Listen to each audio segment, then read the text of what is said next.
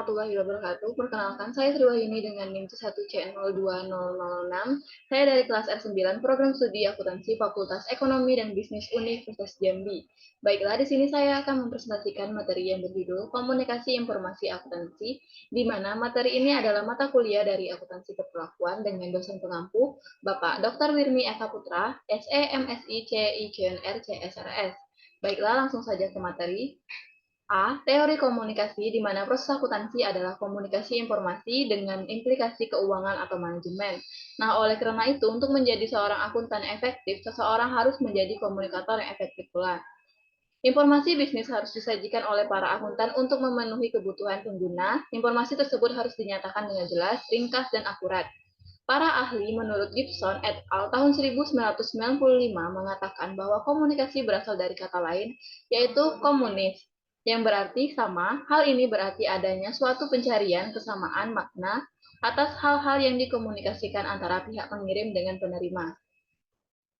Yang kedua atau B, adalah fungsi komunikasi, di mana komunikasi sebagaimana dijelaskan oleh Roberts memiliki 4 fungsi utama dalam suatu kelompok atau organisasi, di mana fungsi pertama yaitu pengendalian, yang kedua motivasi, yang ketiga ada pengungkapan emosional, yang keempat adalah informasi.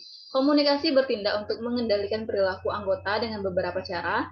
Setiap organisasi mempunyai hierarki wewenang dan garis paduan formal yang harus dipatuhi oleh karyawan. C. Model-model komunikasi, di mana model adalah penyajian abstrak dari beberapa aspek teori dan sistem klasifikasi yang memungkinkan seseorang untuk mengambil serta mengategorikan bagian-bagian yang potensial menjadi relevan dari suatu proses model-model tersebut. Membantu menetapkan batasan terhadap pertanyaan, apa saja yang menjadi bagian dari komunikasi, dan memberikan struktur bagi komponen-komponen dari proses tersebut. Model-model komunikasi terbagi menjadi 4. Yang pertama ada model Laswell atau model tersebut adalah sederhana tetapi kurang memiliki sejumlah elemen yang diperlukan untuk memahami proses komunikasi.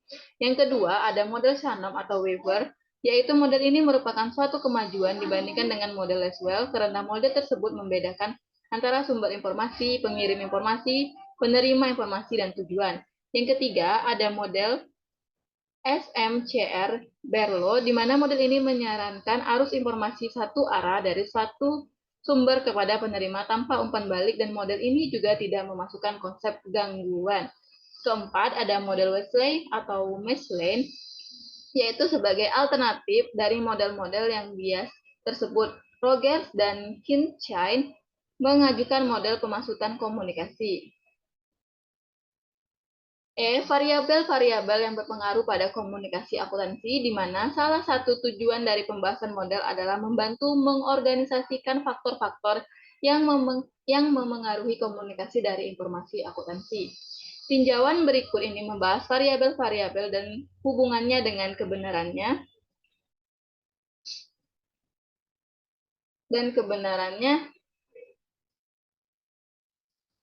dengan kebenaran pertukaran informasi berdasarkan model yang disajikan. Pembahas tersebut diatur ke dalam bagian-bagian yang berurusan dengan sumber, pesan, saluran penerimaan, umpan balik, dan konteks lingkungan di mana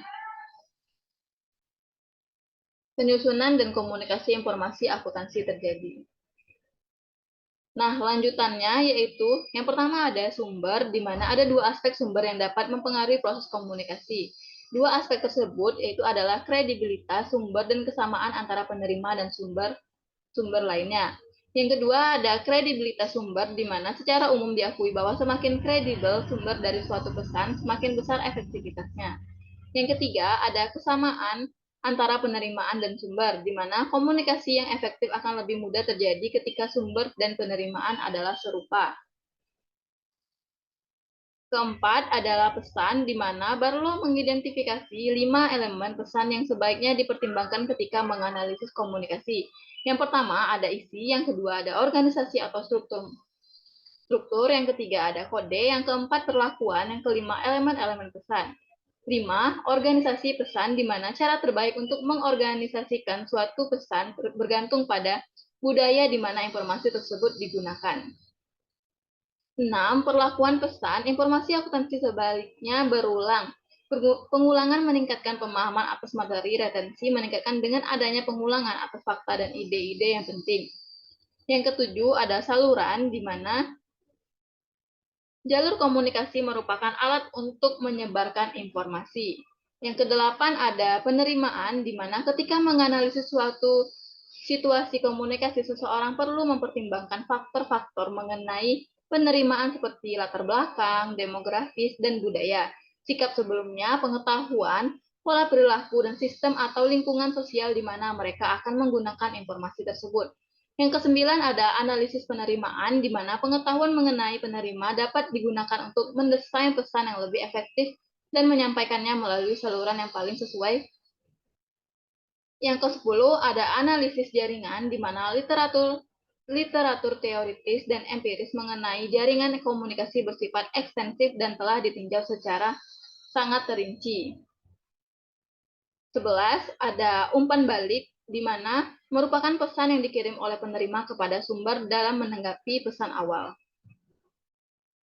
Masalah-masalah terbaru dalam komunikasi. Yang pertama ada penghalang komunikasi antara pria dan wanita, di mana riset yang pernah dilakukan oleh Deborah Tens memberikan beberapa wawasan penting mengenai perbedaan antara pria dan wanita dalam gaya berbicara mereka, khususnya ia mampu menjelaskannya. Yang kedua, ada komunikasi yang benar secara politis, di mana kebanyakan orang menyadari secara mendalam mengenai bagaimana pembendaharaan katanya telah dimodifikasi untuk mencerminkan ketempatan. Secara politis, orang harus peka terhadap perasaan orang lain. Ketiga, ada komunikasi lintas budaya, di mana komunikasi yang efektif sulit dilakukan pada kondisi terbaik. Yang keempat, komunikasi elektronik, di mana komunikasi elektronik tidak lagi membuat Anda perlu berada di tempat kerja. G.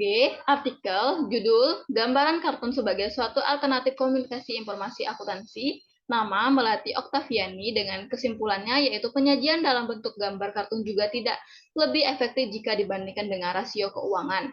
Namun, mengingat hasil yang tidak konsisten antara responden, simpulan lain yang bisa diambil adalah bahwa pengenalan dan penggunaan gambar kartun yang masih sedikit ini membuat responden tidak bisa langsung memanfaatkannya untuk mengambil keputusan. Pada sisi lain, rasio keuangan lebih lama dikenal dan diajarkan kepada responden sehingga mereka lebih cepat dan tepat dalam mengambil keputusan. Baik, terima kasih. Itulah materi yang dapat saya sampaikan. Lebih dan kurang mohon maaf. Wabillahi taufiq wal hidayah. Wassalamualaikum warahmatullahi wabarakatuh.